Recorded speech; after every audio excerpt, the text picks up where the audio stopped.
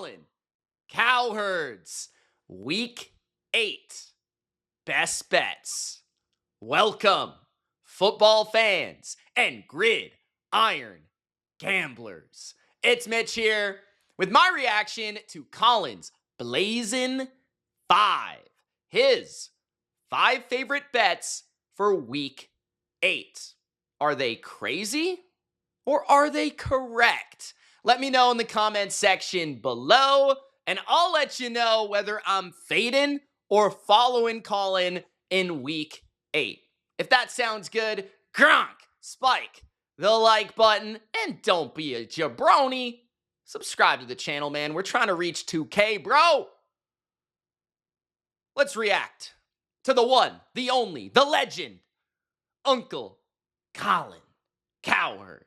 Let's go, bro. I love these videos, man. If you want to see more reactions, let me know in the comments section below. Let's go. Well, I've had a couple of good weeks. I've been on a heater. 4-1 last week, 4-1 this week. Damn, maybe we should be following Colin, huh? I do not. Can you do it again? Not like taking favorites, and I do not like the lines this week at all. Here's our. I will say this week's tougher than most just because there's so many buys, but I actually think there are a lot of appetizing favorites this week, but there could be a couple tricky ones. There could be a couple traps. Blazin 5. Okay.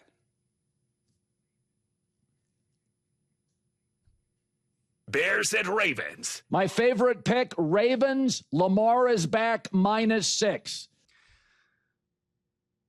I agree. Let's hear the argument. Lamar returns. Although I will say, I don't know if you can find a -6 anymore. I think it's closer to -7. Colin with these numbers, bro. Ravens average 33 a game and 6.5 yards per play in the 4 games this year with Lamar Jackson, and it's a must-win game. Total urgency for the franchise.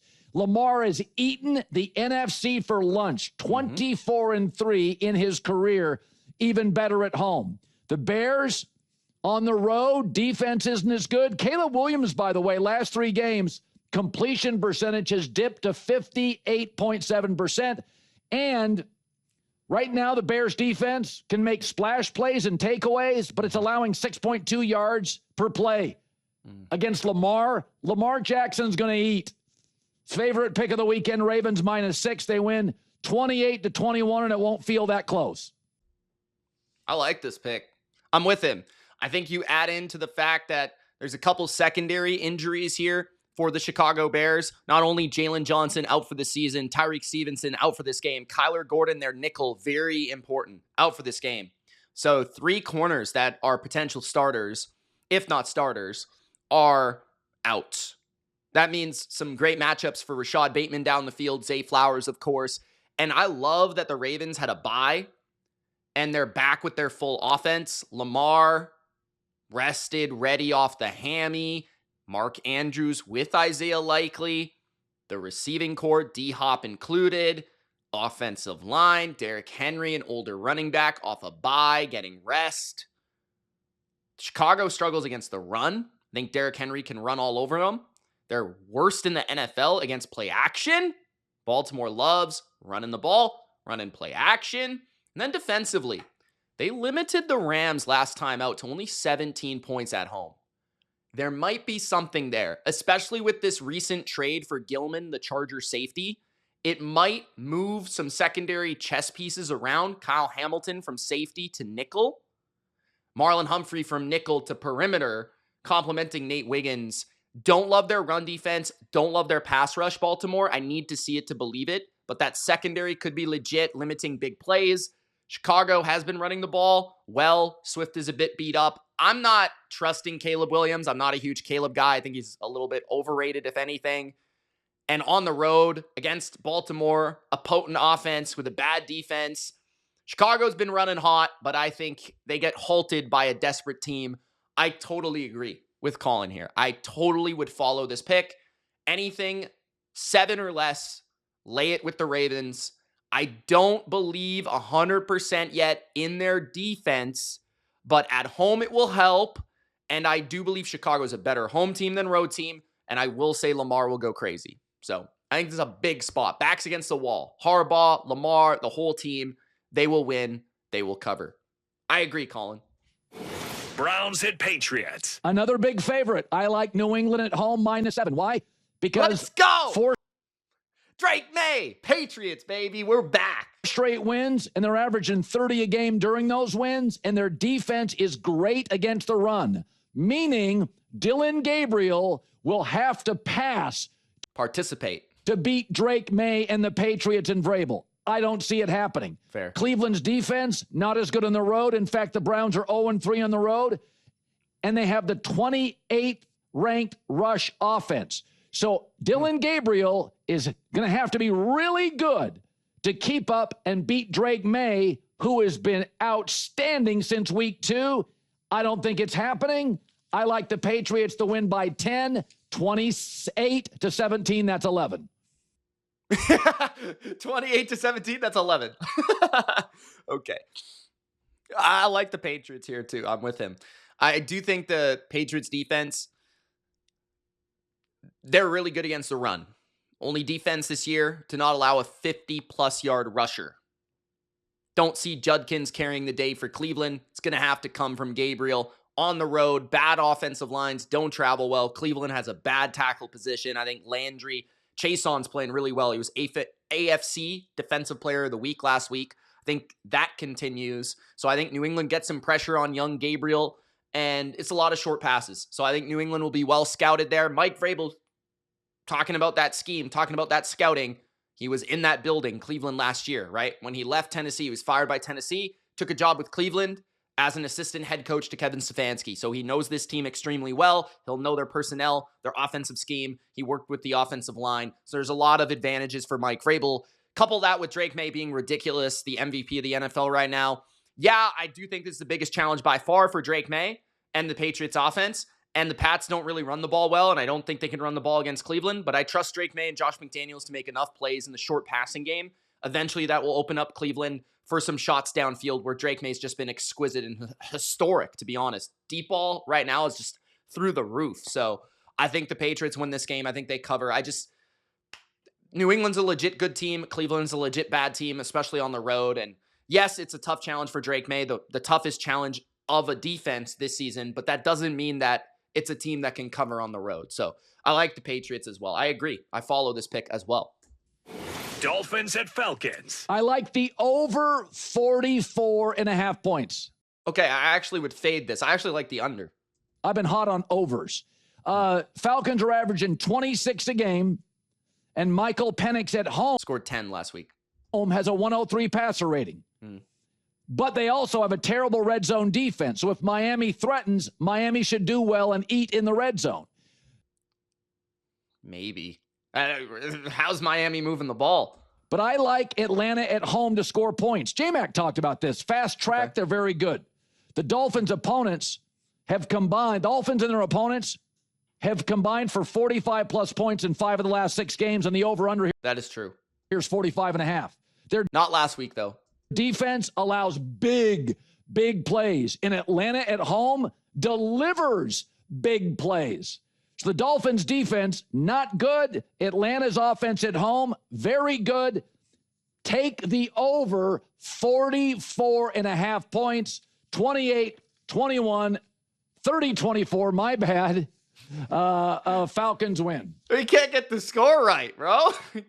But I actually disagree. I like the under because I like the Falcons defense, and I don't think the Dolphins offense is very good anymore. I think they're falling apart. I think Mike McDaniel is miserable. Tua turned the ball over. Can't see. He's admitted it.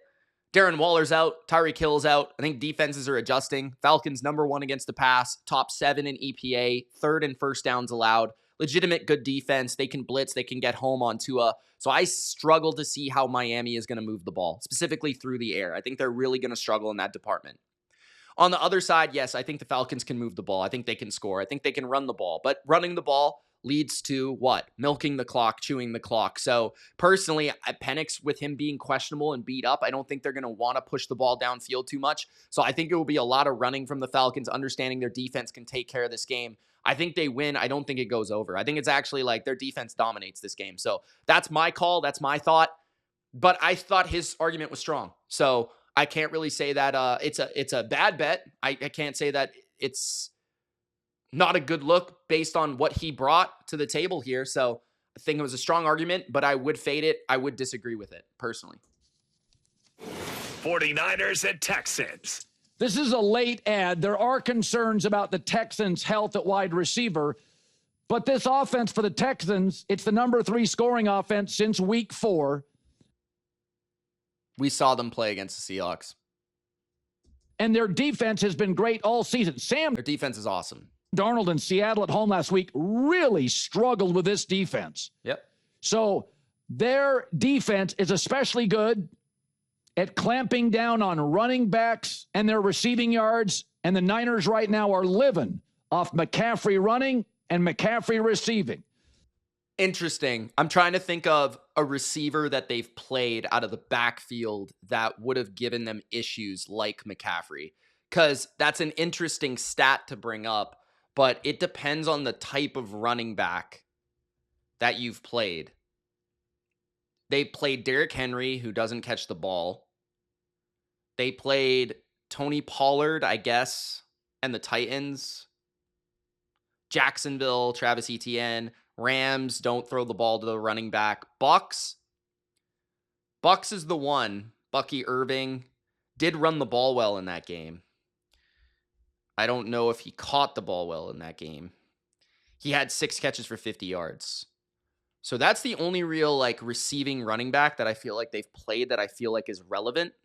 So I think that's one of those stats where, see, I think the Texans have the best defense in football, but like Kenneth Walker is not a receiving running back. So that's just one of those stats where I don't think they played enough competition. So I would actually say the Texans defense struggles against George Kittle and struggles against Christian McCaffrey. They're really good at locking down receivers. They're really good at rushing the quarterback. But I think that the areas you can actually pick on them are the areas of strength for the 49ers. That's actually a disagreement. And he is taking the Texans. I would take the Niners. I think they're the better team. Way better coaching staff. Way more disciplined team. Very injured team, of course. Less desperate team, of course. But I think there are some things to like about the 49ers. We'll continue to get in this. But that's just something that I wanted to talk about there. And the Niners are 3-7 after a win the last 2 seasons. Interesting. I mean, they weren't good last year. So the Texans defense is great. The Niners are still beat up. Mm-hmm. I think it's a choppy game. I'm going to take the Texans 27-23. That's a high scoring game for a choppy game. I actually like the under and I like the Niners. I'd lean Niners. It's not like my strongest play of the week, but I feel like Kyle against a disciple, D'Amico Ryans, understanding the weaknesses of the defense.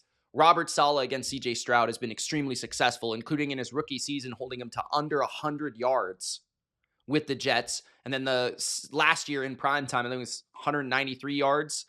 So under 200. So he hasn't allowed 200 yards to CJ Stroud. Texans can't run the ball. Niners are good against the run. Niners do have a suspect run defense, but they do blitz. We saw that last week. They've shifted, right? Saleh Smart shifted his strategy. I think they will blitz the Texans because they struggle with that. And there's no Nico Collins, no Christian Kirk. So I think they can get away with it. I just think that ultimately Niners have the better offense and Kyle Shanahan. And I'll take that against a terrible offensive line in the Texans. Now, that being said, a Texans defense can win the game by themselves. So if the Niners turn it over, I feel like, yeah, the Texans can win. But it could go either way, but I would lean Niners. Just been the better team, more reliable team, better offense this season. Cowboys and Broncos. Finally, Denver -3 at home. This guy loves Denver, like more than any person on earth. I like it. Take the Broncos. This is not one that I agree or disagree with. 3.5, I would take Dallas. 3-0 3, that's the right number to get Denver. at home, won 8 straight home games dating back to last year. And 7 of those 8 have been by 8+ points. They beat the Titans and the Bengals with Jake Browning, just for reference, and they also beat Jackson Dart barely. So they haven't played anyone at home this year. Not Dak Prescott and the Dallas offense, which is maybe the best in the league. So this is by far the biggest challenge that Denver has faced. And honestly, every team that is good that Denver has faced this year, they have lost to, except for Philly. And Philly is kind of overrated, to be honest. But they lost to the Colts. They lost to the Chargers.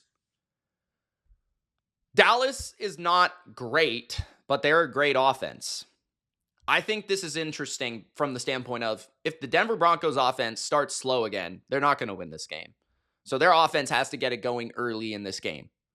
And again, the Dallas defense is really bad, but they are solid against the run. So we'll see how the Broncos offense looks. It kind of comes down to Bo Nix, honestly. Like, if Bo Nix can take care of business here and rip against the bad defense, they got a good chance to win at home. But Dak and George Pickens and CeeDee Lamb and Javonte Williams, the way they're moving the ball, they're going to score points against Denver, even as good of a defense as they are. They're going to score points. So Denver's offense has to be more consistent in this game. That's what makes me unreliable to bet this. Because what's going to win out? The bad Broncos offense or the bad Cowboys defense? Which unit of that is going to win? And to me, I'm just not sure. I do think Dallas can move the ball. I do think Dallas will score. And I would probably take them with 3.5 points because it could be a field goal game.